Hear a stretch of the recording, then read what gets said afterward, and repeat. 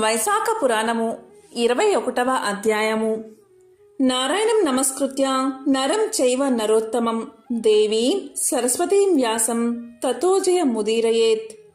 పాంచాల రాజు సాయుధ్యము. నారదుడు అంబరీషునితో తర్వాతి వృత్తాంతాన్ని ఇలా చెప్పసాగాడు.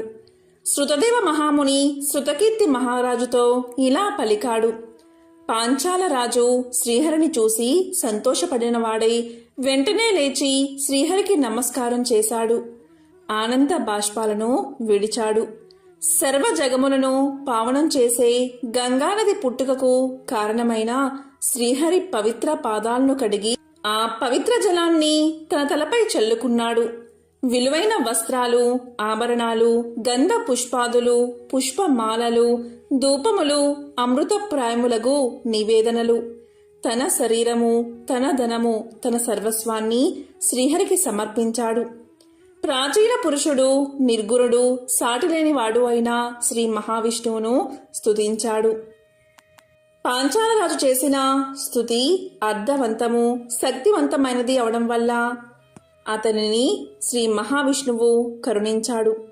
మనం కూడా పాంచాలరాజు వలె పూర్వ కర్మను అనుసరించి ఉన్నదాన్ని పోగొట్టుకుని గురువు పెద్దల వల్ల తరుణోపాయం తెలుసుకుని పాటిస్తే పాంచాలరాజు వల్లే కష్టాలను దాటి సర్వ సుఖాలను పొంది పాంచాలరాజు వలె భగవంతుడి దర్శనాన్ని పొందగోరు వారమే కదా.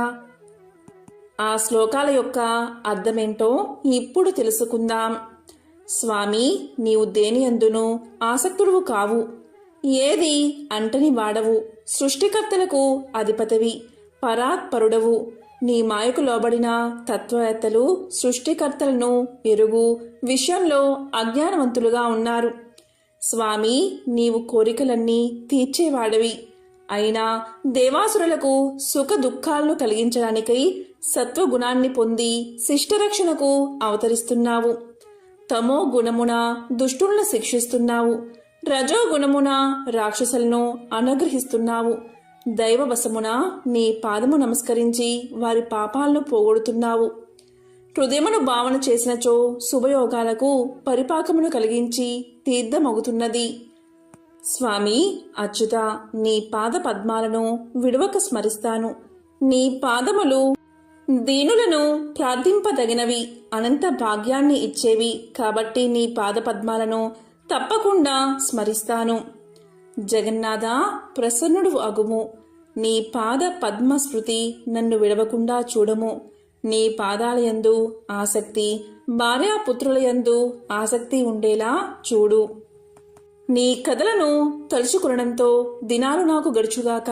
నీ ఇంటికి వచ్చిన సజ్జనులచే నీ స్మరణను వినుడిచే గడుచుగాక. నీ ప్రసంగం లేని క్షణమైనను గడవకుండా ఉండుగాక. ఇలా పాంచాలరాజు శ్రీమన్నారాయణ్ణి స్తుతించాడు. దాంతో శ్రీ మహావిష్ణువు ప్రసన్నుడై ఇలా పలికాడు. భక్త, నీవు కోరిన కోరికలను నెరవేరుస్తాను. దేవతలు కూడా పొందరాన్ని వరాన్ని నీకిస్తాను. నీవు 10,000 సంవత్సరాలు దీర్ఘాయువును పొందుతావు. సర్వ సంపదలను పొందుతావు. నీకు నాయందు నిశ్చలమైన భక్తి ఉంటుంది. చివరకు ముక్తిని పొందుతావు. నీవు చేసిన ఈ స్తుతితో నన్ను స్తోత్రం చేసిన వారికి సంతుష్టుడై భక్తిని ముక్తిని ఇస్తాను. దీంట్లో ఎటువంటి సందేహమూ లేదు. నేను నీకు ప్రసన్నుడైన ప్రత్యక్షమైన దినం అక్షయ తృతీయ తిథి.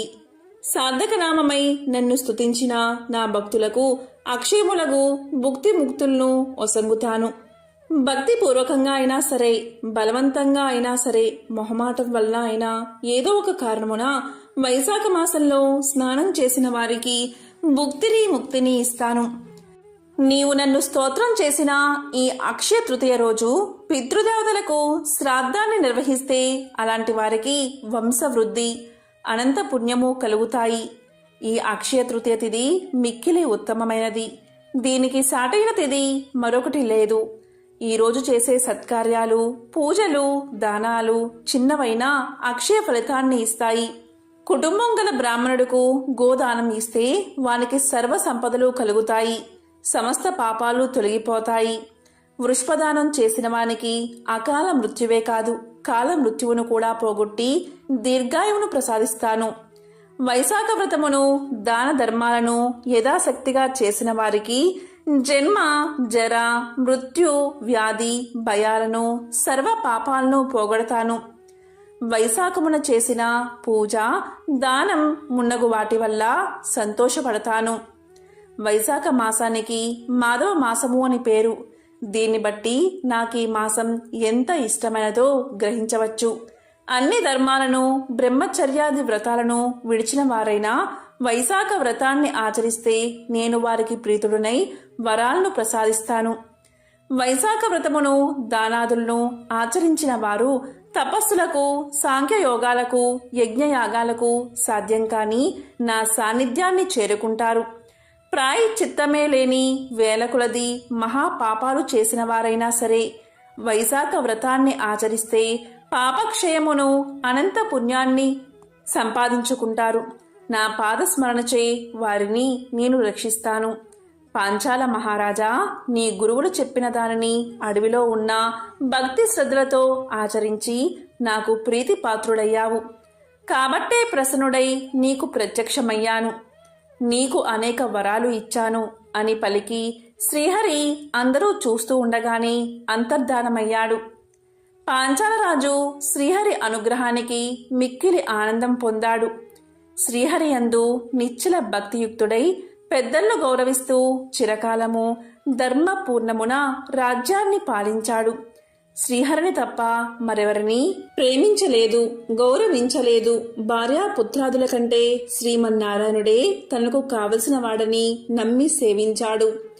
భార్యాపుత్రులు, పౌత్రులు, బంధువులు, పరివారము అందరితో కలిసి వైశాఖ వ్రతాన్ని దాన ధర్మాలను చాలాసార్లు ఆచరించాడు. చిరకాలము సర్వ సుఖభోగాలను అనుభవించి చివరకు శ్రీహరి సాన్నిధ్యాన్ని చేరుకున్నాడు.